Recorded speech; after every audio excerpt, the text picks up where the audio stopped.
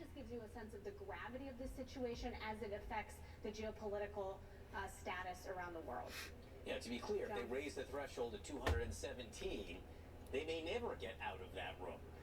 And Lauren, supporters of Jim Jordan predominantly are the ones who are calling to raise that threshold because they want to keep these squabbles perhaps private, not necessarily on the House floor. But there's another way of looking at it. There's supporters of Steve Scalise who say the Jordan people are pushing that because Scalise actually, they say, has more than half of the Republican conference. Any way to know for sure?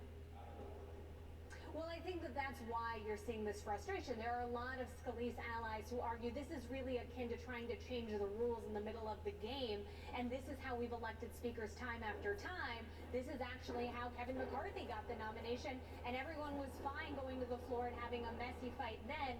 Why not now? So obviously, we're going to see in just a short period of time whether or not House Republicans, a majority of them, support that rules change or not. John? All right, Lauren Fox on Capitol Hill. Keep us posted, please. Okay. All right, we're also going to get back to Israel, and we're keeping a close eye. We're going to show you the very latest pictures we have coming in. This is from Gaza as the bombardment continues. Airstrikes from Israel into Gaza as they're trying to root out the infrastructure, the military infrastructure of Hamas, and take out Hamas terrorists. Gaza reporting now the only power station in Gaza says that they are out of power. Some have generators. There's only so long that that fuel will last in Gaza. What does that mean in the days ahead? We also have fresh reporting that the United States is in talks with Israel and other partners in the region like Egypt to try and help Americans and other civilians get out of Gaza. A key question of how to do that ahead of a potential ground incursion that we'll discuss ahead. And the very latest, the IDF saying 300,000 reservists have been called up and are, quote, ready to execute the mission. We'll be right back.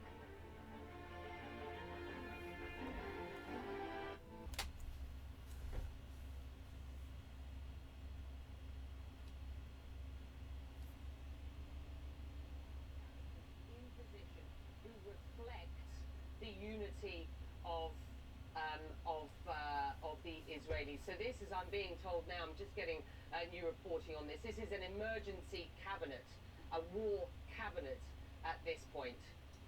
And Becky, for those who, I mean, aren't familiar maybe with, I'll call them the players within Israeli politics so much, just some background here of what a big deal this is as you describe it, because these are political parties and these are men who are, before now, deeply hostile to one another in terms of the politics of Israel. And it really does underline the scale of the crisis, how much has changed in Israel since Saturday.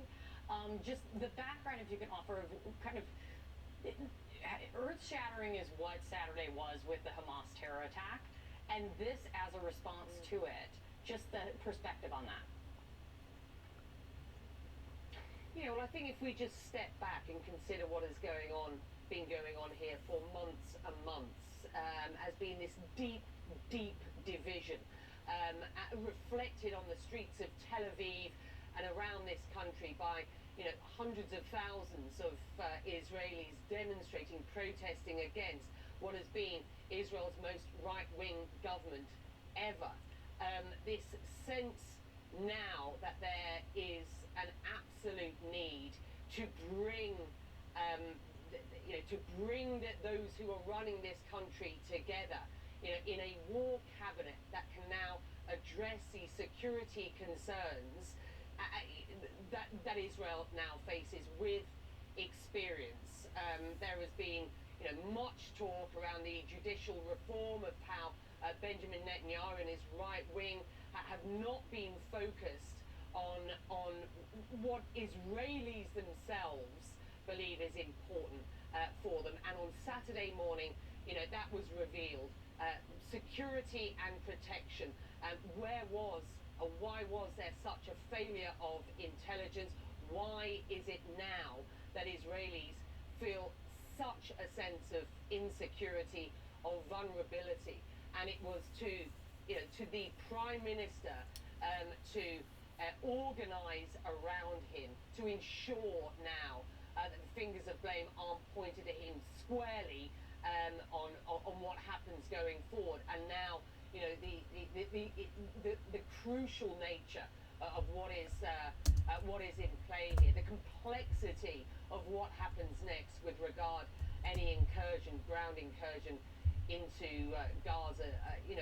The sense now that the decisions that are made here in Israel about what happens in the days and weeks ahead should not be left to a government that frankly didn't have the experience in cabinet to address these issues. So that now looks like the makeup that we have in what is this new war cabinet, I can describe it as such, with the current defense minister, the former defense minister Benny Gantz and Benjamin Netanyahu heading up the decision making for the state of Israel to address, as I say, the complexities of what happens next. And let's just consider those.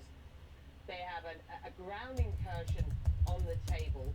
They have, as described by the IDF, saturated the southern border with troops now in anticipation, one assumes, of a ground incursion. We're not seeing that as of yet, but the complexities we've been reporting now for hours, in that you have these hostages being held in various locations, as described by Hamas, around Gaza, and then the wider story here, which is the plight of the Palestinians. We know we already have, who are in Gaza, we already have 1,000 dead, a total siege of Gaza, hospitals being bombed, no fuel now to the power station there. I mean, Palestinians do work with generators in Gaza, so there'll be some generation of electricity, or electricity provided by generators.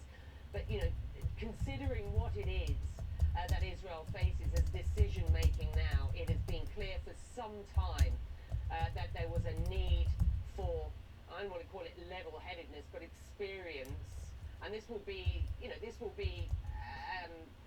demands from the outside, from the international community, from capitals around the world, particularly from Washington, demands that this war cabinet has the experience to make decisions at this time.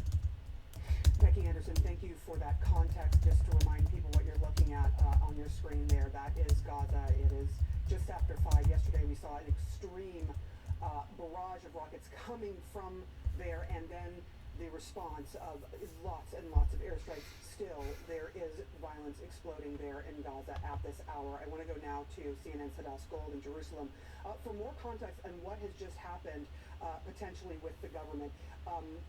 Benny Gantz, the former defense minister, is known as the old guard. He is known as someone who believes in modesty. He's very well versed in how the military works. He has been at loggerheads with Netanyahu many times, but in this past election, a lot of people were looking to his leadership. Netanyahu ended up winning and being able to form the government. Can you give us some sense of what this will mean between the two men if they are able to come together, form this government, for the relationship, not just with the Gaza Strip, but with the Palestinians in the West Bank? Is that relationship forever fractured, forever changed because of what we have seen, this attack from Hamas? Well, in terms of the relationship between Benny Gantz and Benjamin Netanyahu, Benny Gantz had already been burned once before by Benjamin Netanyahu joining in a different sort of government. This was more of a coalition government during the coronavirus pandemic, during that crisis. And there had been pressure on him already prior to this war to potentially at some point maybe join a unity government to try and get the Saudi-Israeli normalization deal advanced. In fact, Benny Gantz had been at the White House within the last couple of weeks, which raised a lot of eyebrows about whether the White House was trying to discuss with him the possibility of some sort of coalition government. Now, obviously, we're in an entirely different situation here. This is an emergency war cabinet, war government, the likes of which I don't think Israel has seen since the Six-Day War in 1967. This is something that Benjamin Netanyahu alluded to a couple days ago. And it's going to be a separate cabinet from the current cabinet that runs the government. It's going to be a small cabinet. And it's not going to include, importantly, the more extremist right-wing members of the Israeli government, the people like Itamar Ben-Gvir, people like Bezalel Smotrich. These are people who have said the more controversial things we've heard them say about the Palestinians, and so there are going to be essentially two separate cabinets. Now, this cabinet will only make decisions related to the war. They will not make other decisions related to other issues of government. Of course, this means that the very controversial judicial overhaul is obviously on pause while this war continues. There is expected to be a seat in this cabinet reserved for Yair Lapid, who, as far as I know, as of the last few minutes, has not joined this war government, though. But what's important about this is just when you look at the names of people who are sitting in this war cabinet, is that these are people who have been former defense ministers. I think there's two former chiefs of staff of the IDF. This is a message to the Israeli public. We are getting our grip on this. We have the right people in charge of this who will be making these decisions, essentially saying, don't worry about the other people in the cabinet. They're not the ones who are going to be making the decisions about this war. These are going to be very experienced hands, people who understand what the situation is. But there is actually still a question here. How did it take this long for this war cabinet to be brought together? There have been calls for this within a few hours of Saturday after that started, when Benjamin Netanyahu said, we are at war. It's amazing that it even took this long for it to come together. And that probably goes to show you how much divisiveness is still within Israeli politics. Yeah, Hadass Gold, you live there, you work there, you've been watching this, every single detail of how this has unfolded, and it is remarkable how long this has taken to a lot of Israelis who live there. I do want to thank you and Becky Anderson. You have joined us from Jerusalem. Becky Anderson joining us from Tel Aviv on this new information, and now I want to toss it back over there to John. Yeah, and again, Sarah, this is the area we're talking about right now. Gaza, with some 300,000 reservists perhaps moving to that area. That is where we find CNN's Jeremy Diamond in southern Israel. Jeremy, why don't you tell us what you're seeing all around you?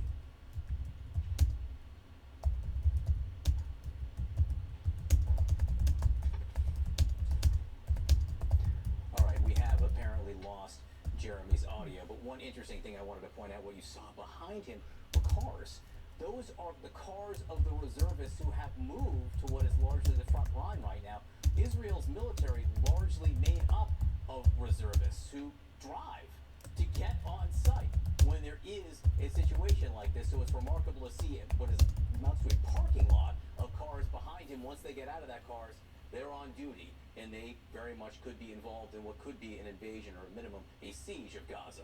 With us now is David Makovsky. He is a fellow and director of the Washington Institute Project on the Middle East Peace. Sir, great to have you with us. I want to ask you about something that Thomas Friedman wrote this morning. He was talking about what Israel intends to do now in Gaza, whether they intend to launch a few invasion. And Friedman says what Hamas wants is to trigger an Israeli overreaction. Hamas wants Israel to be brutal in Gaza. What do you think of that? Well, I know Tom very well for many decades, and it was my first reaction too, that they see a U.S., Saudi, Israel mega deal as a victory for a pragmatic bloc in the Middle East that would be at their expense. And if they, do these atrocities, they could trigger a very tough retaliation in a way that might make that diplomatic breakthrough being engineered behind closed doors by the Biden White House not viable in the Saudi circles.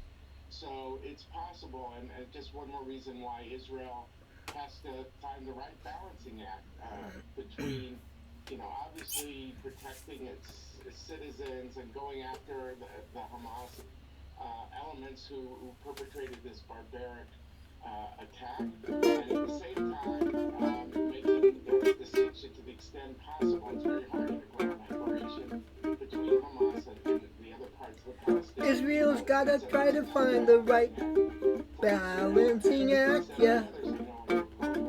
This is the worst, It's up to Israel to try and find the right balancing act. Balancing act, yeah. Calculations, and we'll have to see how it Come on, Israel. I think you can do it. Find the right balancing act. Whoa. I want to go to the border right now. We're close to the border between Israel and Gaza. Our Jeremy Diamond is to find the right balancing act. Explain to me what you're seeing. To find the right balancing act. Yeah. What we have been watching along the side of this road, right next to an Israeli base in southern Israel, is that mobilization in action. We have been watching thousands upon thousands of military reservists coming to this base to begin the next phase of this military operation. They are coming here, answering the calls. Some of them are coming before even getting their orders. And I can tell you, in speaking with some of these reservists, what is really striking is how emotional this is for them. How emotional this particular mobilization is compared to the ones that we have seen in the past. And that is a result of the surprise Hamas terrorist attacks that took place in Israel over this past weekend.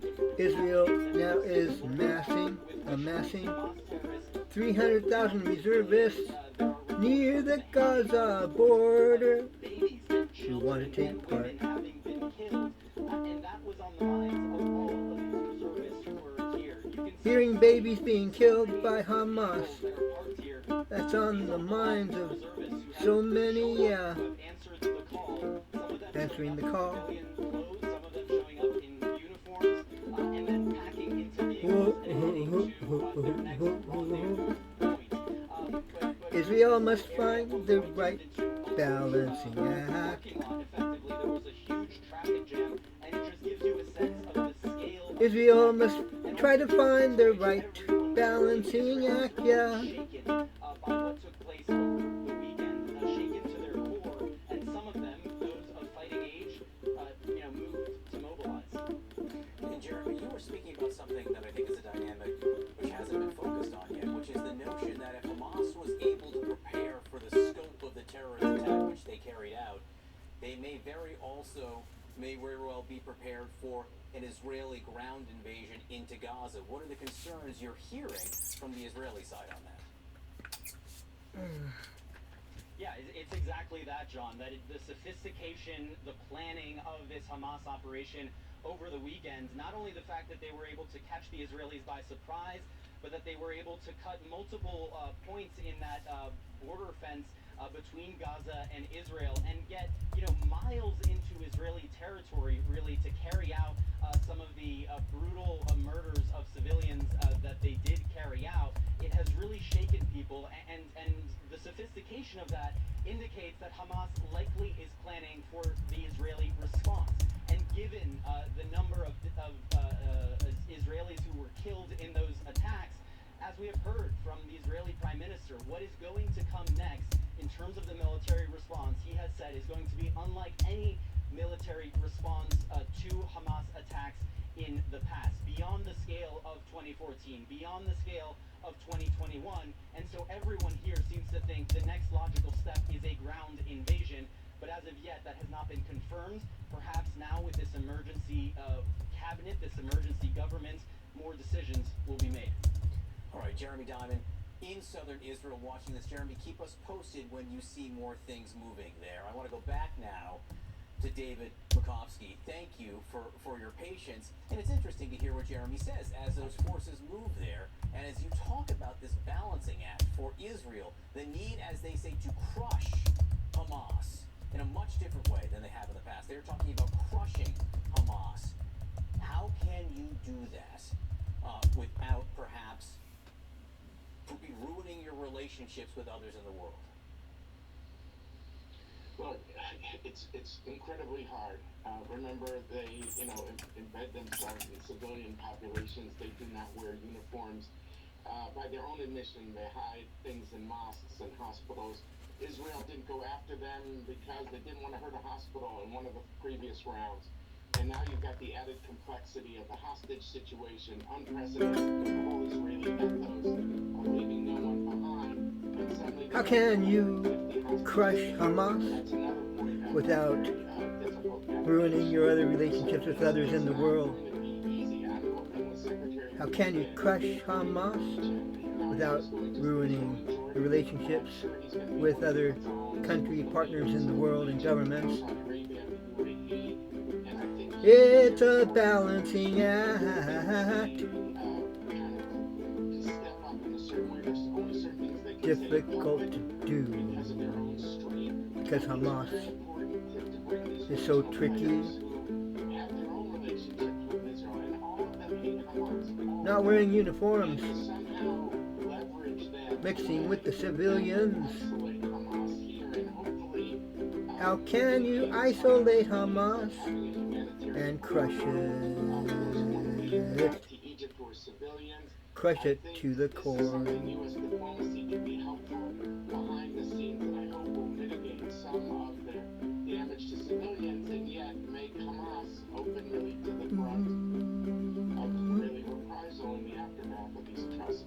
Try to isolate Hamas as best you can within this region. David Cox, thank you so much for lending your expertise this morning. Appreciate it. Important stuff. Coming up for us, we're going to be staying in Israel, watching all of this stuff because there's a lot of developments coming in pretty quickly. We're also tracking some other big news. The impact of it also in the United States. It impacts Israel, impacts how the United States is going to be able to assist Israel going forward, and also so much more. House Republicans headed behind closed doors to pick a new House Speaker. We're going to take you back to Capitol Hill, where it is all unfolding. Coming up.